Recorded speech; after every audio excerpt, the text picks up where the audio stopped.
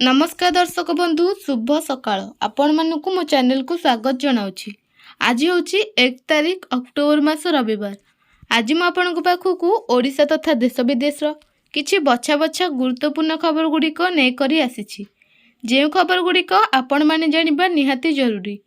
वीडियोटी को शेष पर्यंत देखंतु। चैनल नुआ करी आसीथिले दया करी चैनल को एबे ही सब्सक्राइब करी पाखरे आसुथिबा बेल आइकन को प्रेस करी रखंतु।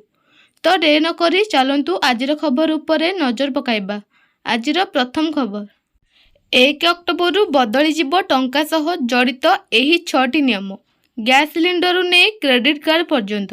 नुआ दिल्ली नुआ मासर आरंभ सहित एपरी अनेक आर्थिक नियम रही जेउथिरे परिवर्तन हेबो। एही नियम साधारण लोकंक पॉकेट उपरे सीधा सड़क प्रभाव पकाइबो। छोट संचय योजना एवं क्रेडिट डेबिट कार्ड सहित जड़ित नियम मध्य एथिरे सामिल रही। प्रथम हेउछि नुआ मास आरंभ सहित एलपीजी गैस सिलिंडर हार में परिवर्तन हो पारे। किछि दिन पूर्व घरोई गैस सिलिंडर मूल्य 200 टंका को ह्रास करी केंद्र सरकार ग्राहकों को एक बड़ आराम प्रदान करिसेंती। द्वितीय टीसीएस नियम रे एक बड़ परिवर्तन हेबाकू जाउछि। आपनकू विदेश जिबा विदेशी स्टॉक म्यूचुअल फंड विदेशी क्रिप्टोकरेन्सी रे निवेश करने समय रे होइथिबा खर्च उपरे अधिक टीसीएस देबाकू पड़िबो। शिक्षा एवं मेडिकल खर्च व्यतीत अन्य कोनोसी विदेशी खर्च जहाँ 7 लाख रु अधिक सेथिपाई आपनकू 20% पर्यंत टीसीएस देबाकू पड़िबो। तृतीय रे हेउछि 2000 टंकिया नोट बदलाइबार समय सीमा शेष हेबाकू जाउछि। एपरि परिस्थिति रे एही नोट गुड़िक अक्टोबर 1 रु वैध हेबो नाही। रिजर्व बैंक यह पूर्व स्पष्ट कर सारी जे नोट विनिमय पर समय सीमा आउ वृद्धि कराजिबो नाही। एपरि परिस्थिति रे जदि आपणकर पाखापाखी 2000 टंका नोट अछि तेबे आज से गुडी को विनिमय करंतु। तृतीय रे आज ठारू जन्म प्रमाणपत्र रो उपयोगिता वृद्धि पाइबो। छुआर स्कूल और कॉलेज रे एडमिशन नै विवाह पंजीकरण ड्राइविंग लाइसेंस वोटर आईडी सरकारी चाकरी इत्यादि समस्त कार्य पई व्यवहृत होई परिबो।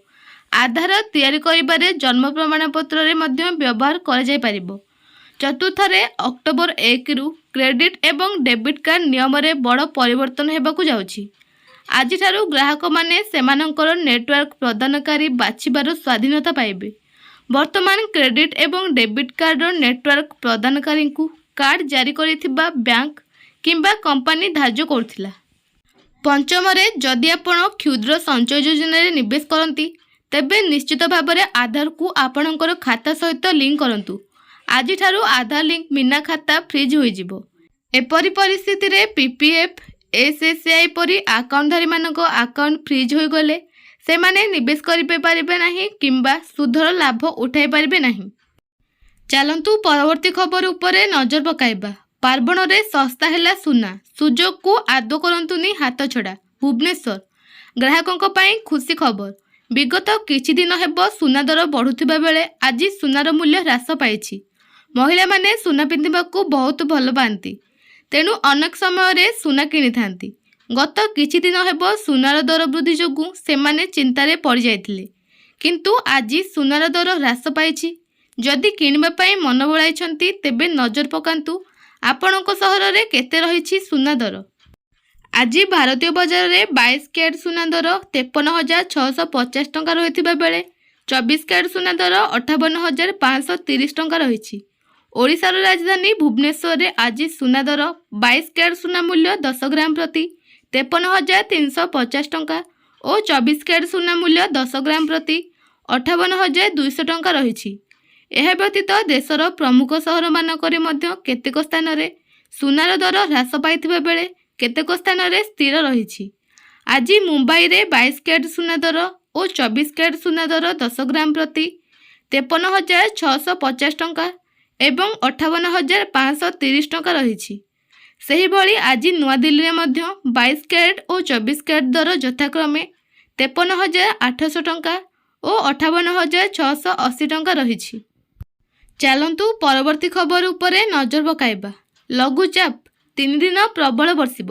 भुवनेश्वर उत्तर पूर्व एवं तत्सलग्न पूर्व केंद्रीय बंगोपसागर रे शुक्रवार एक लघुचाप क्षेत्र सृष्टि होइछि।